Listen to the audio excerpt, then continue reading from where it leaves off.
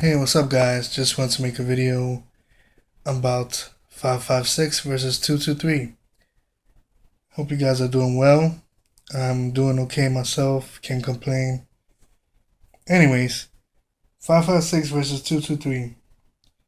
If you're unfamiliar with the differences between 223 and 556, you should understand the following basic facts.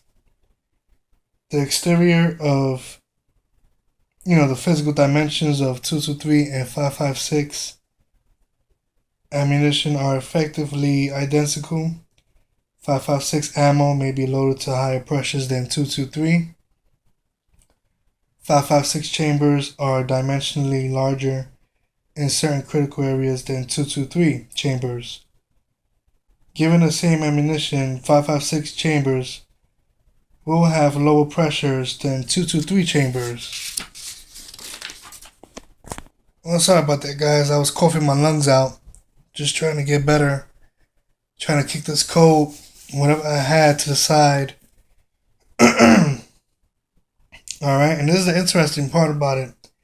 The development of what has become 223 and 556 began many, many years ago.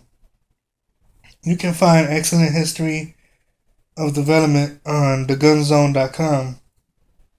There's a little point in restating what has already been written.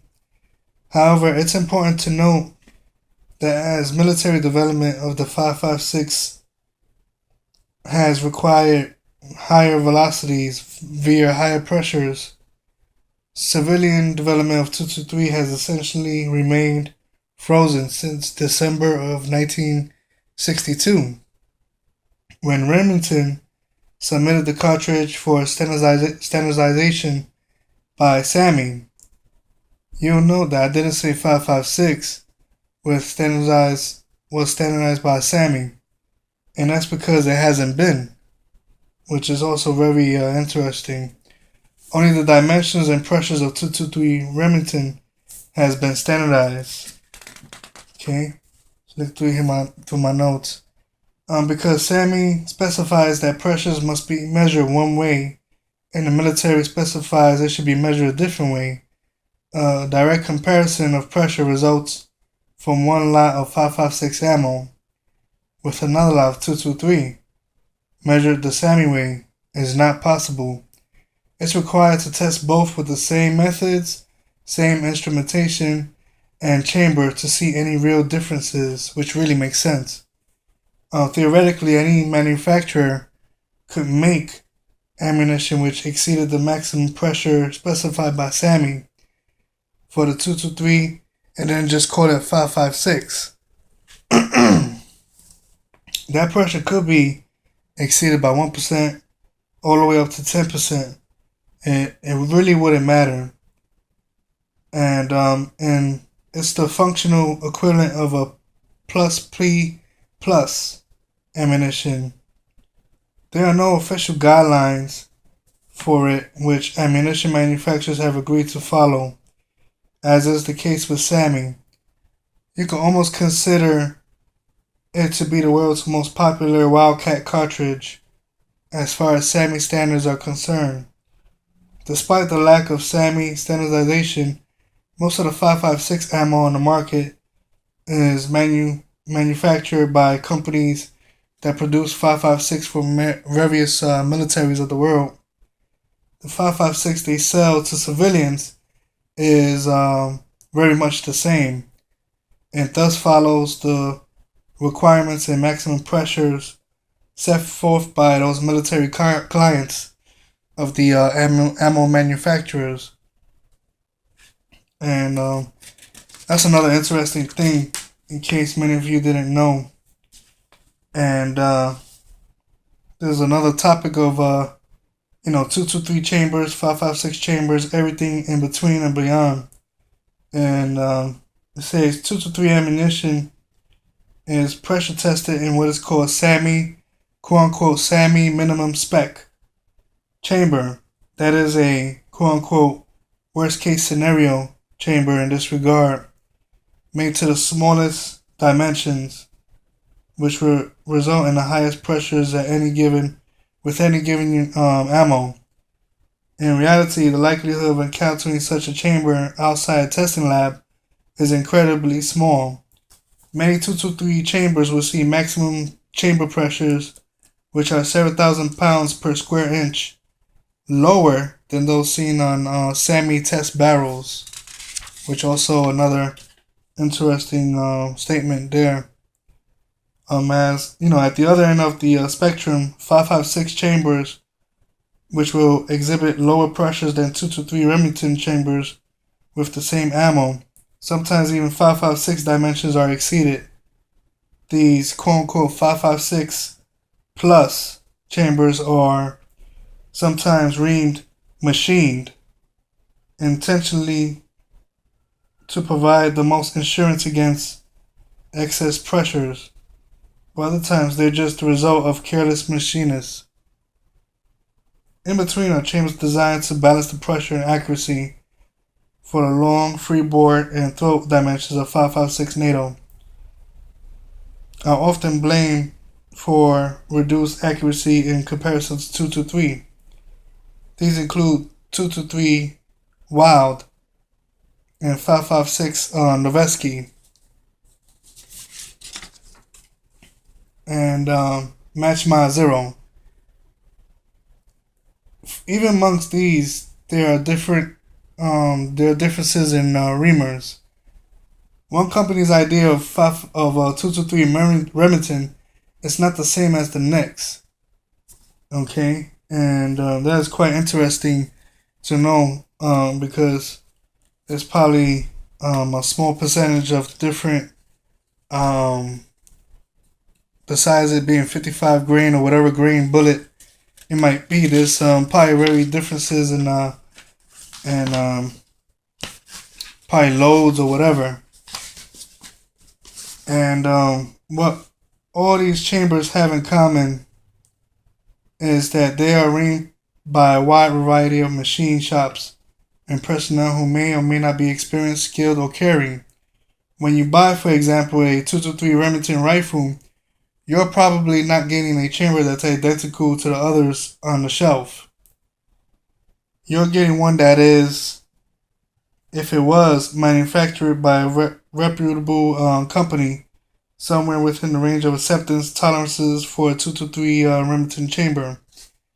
If it was made by a company with more of an emphasis on cost savings than exact machining, it could be a minimum spec 223 chamber, or something that is closer to 5.56, or anywhere in between. Alright, and this is how to possibly test a maximum average for pressures. And in order to test how a 5.56 and 223 ammunition behaved in different chambers, using a 223 Remington bolt action rifle and two 5.56 AR-15 rifles, strain gauges, and pressure monitoring equipment. All gauges were attached to the at the aim point of the case, which is where SAMI test pressures, military/NATO pressures are measured. All three barrels were 20-inch in length, and basically had a twist rate of 1 in 12 and was not chrome lined.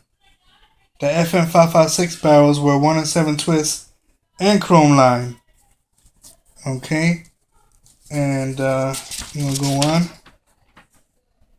And after just finished explaining how there can be a wide variety of dimensions for a given chamber, it should be fairly obvious that a small sample size of chambers for pressure testing cannot possibly represent every possible combination on the market.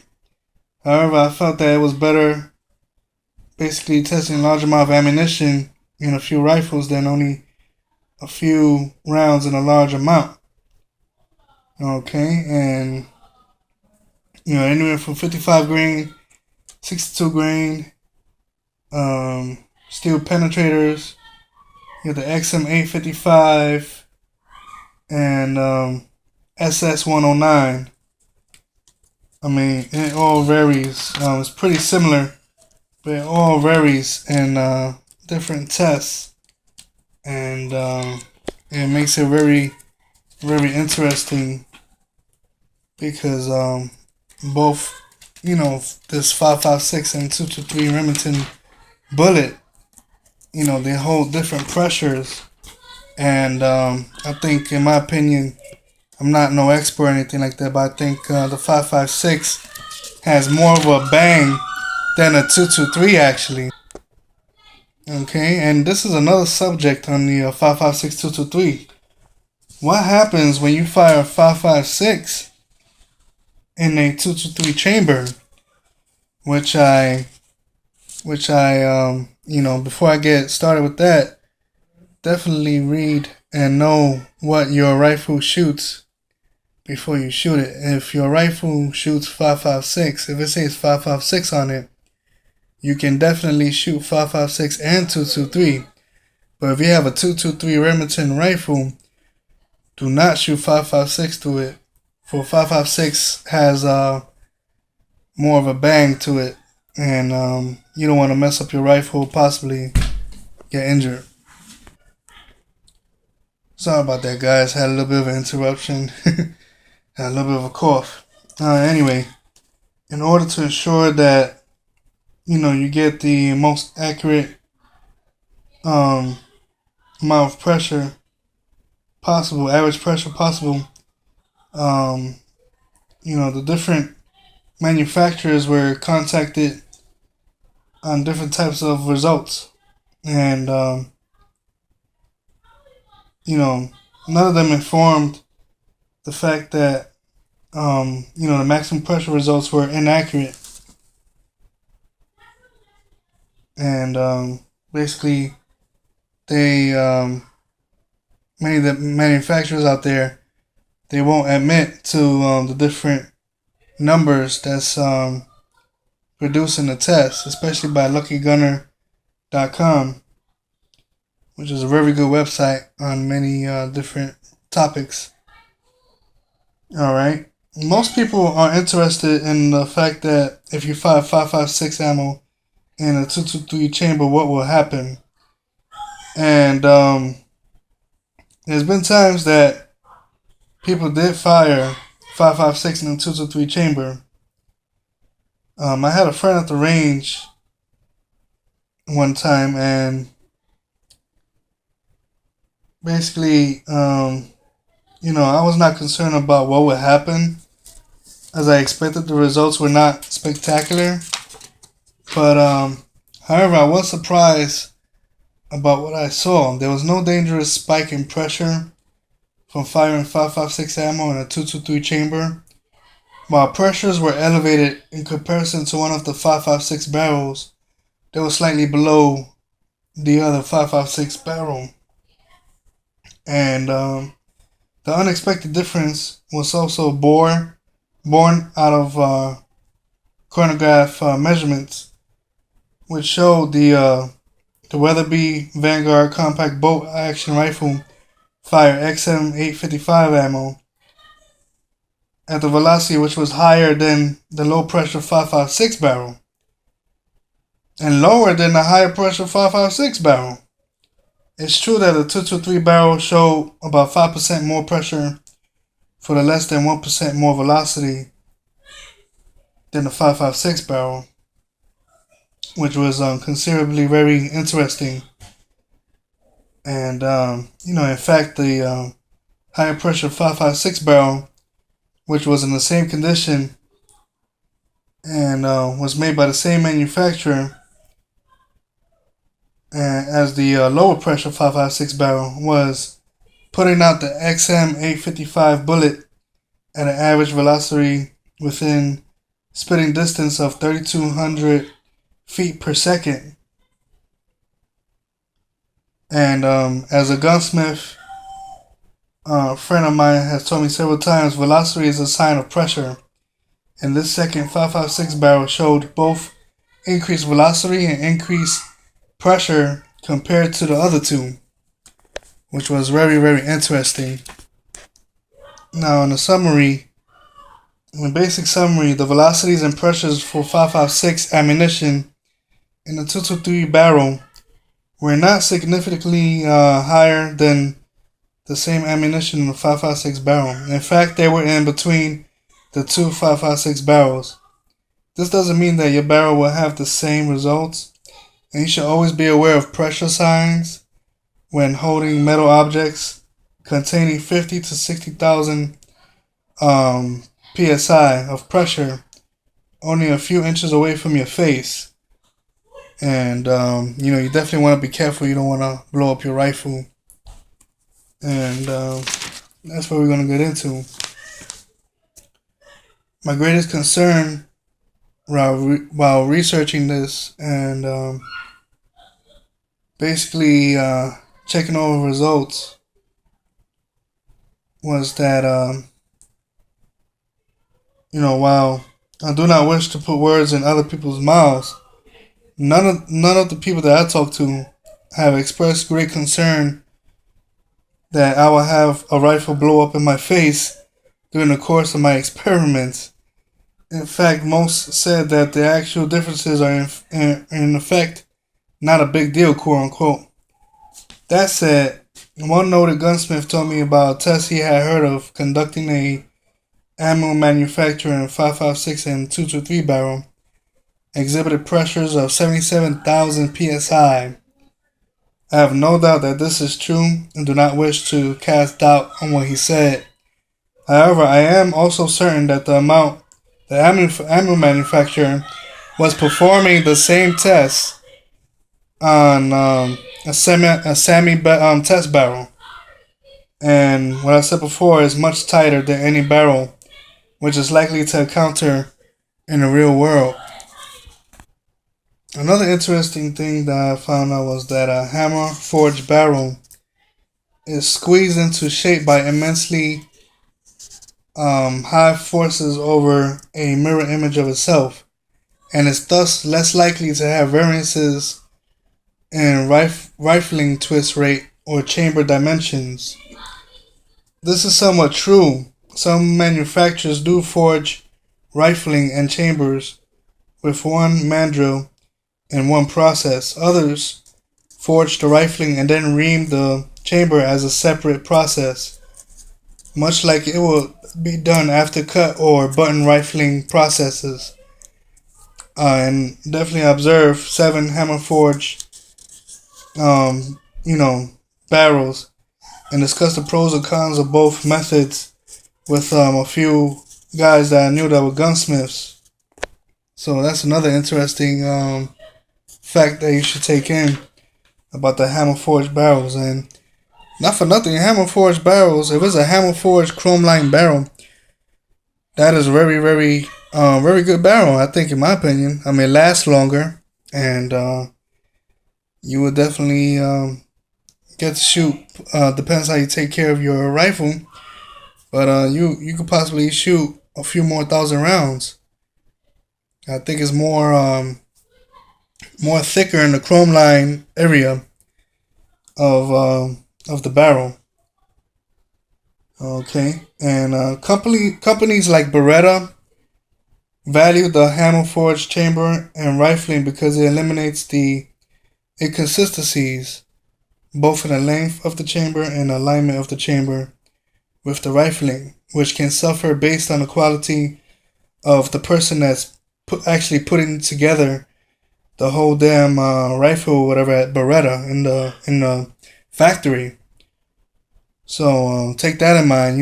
If the manufacturer, whether it be Colt, Beretta, Sig, Sauer, if they really give a damn about their rifles, those people that's making the damn guns will basically, make it like if they were making it for their own self.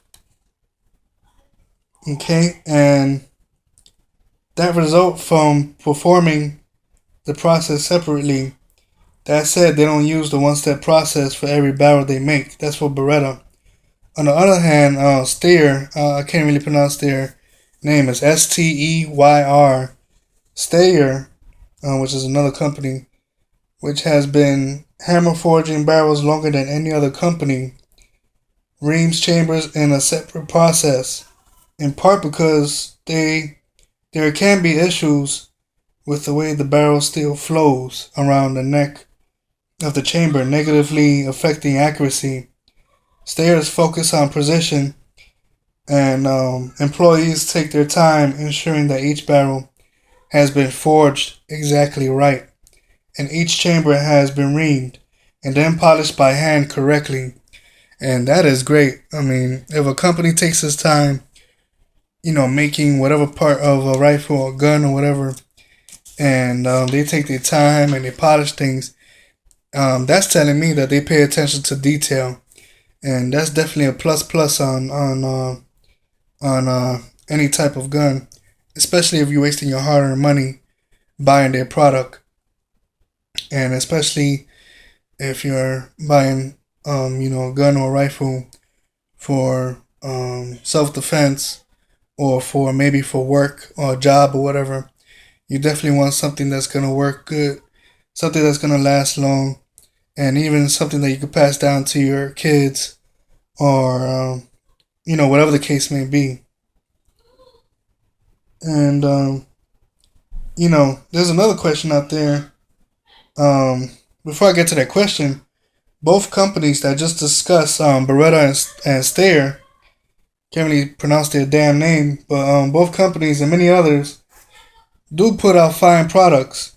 Unless you're just looking to buy a rifle and don't really care how it was made, you will do well to research how the rifle you're considering to buy was manufactured and what the manufacturer's intent was when making it. Long barrel life, precision accuracy, reduce manufacturing costs, and ensure that those goals match your own.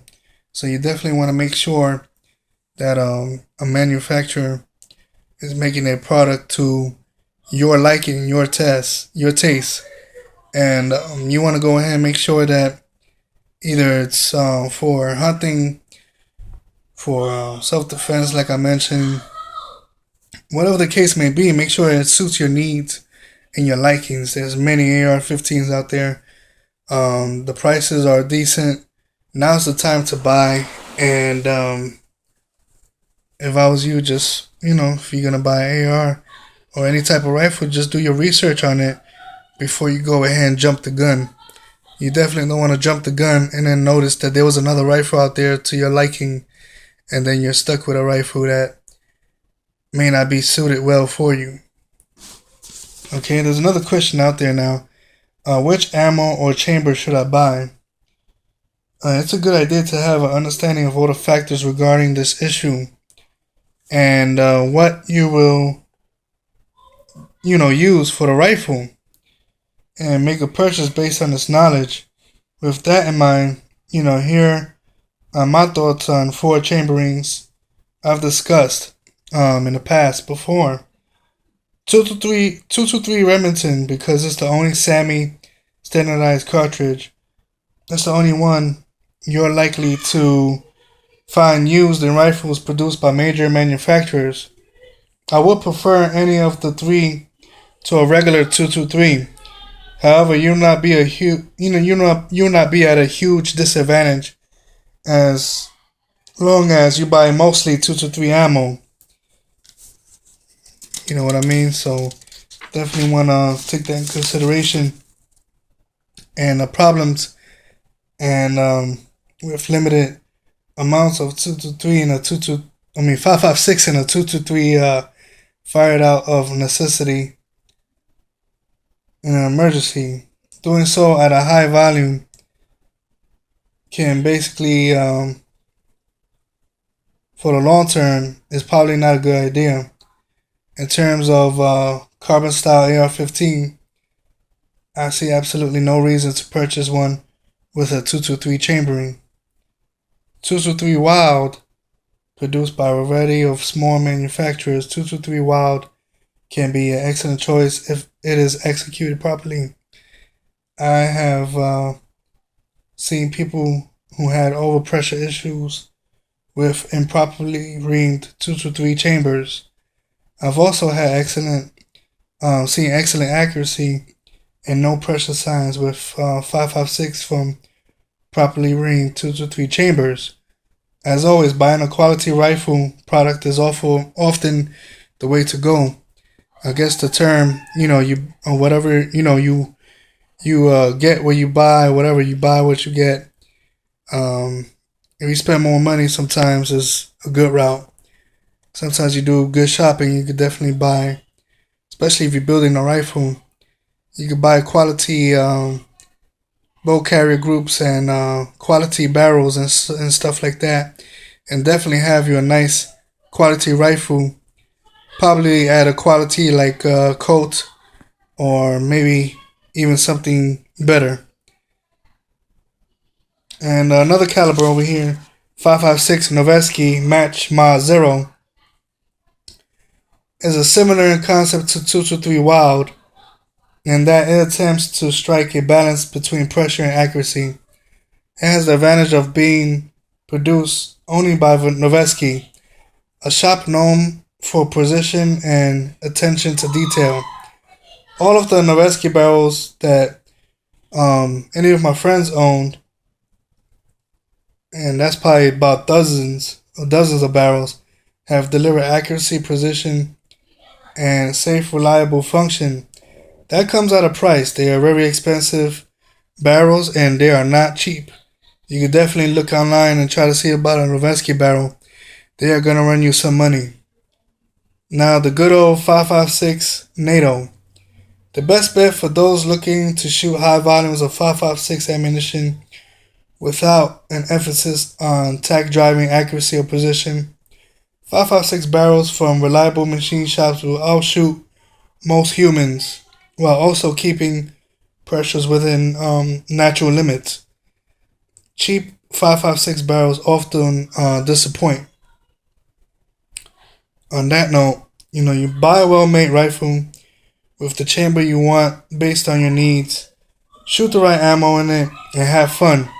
For most people, especially those that are not sure what type of shooting they'll be doing, a 5.56 chamber is the best all-around choice. It is my fervent hope that this article, that I've read to you, will help you better understand the topic at hand with the 5.56 and 223. Like I said, the 5.56 and 223.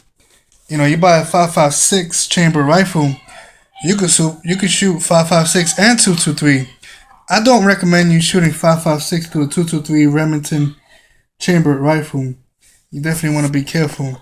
But I think that's the advantage with the 5.56 chambered rifle. You can shoot both ammo, 5.56 and 223. So there we go, folks. Just wanted to go ahead and do this video. I hope you enjoyed it. I hope you like the information that I gave you. And as always, God bless, peace, and I'm gonna abort. Take care.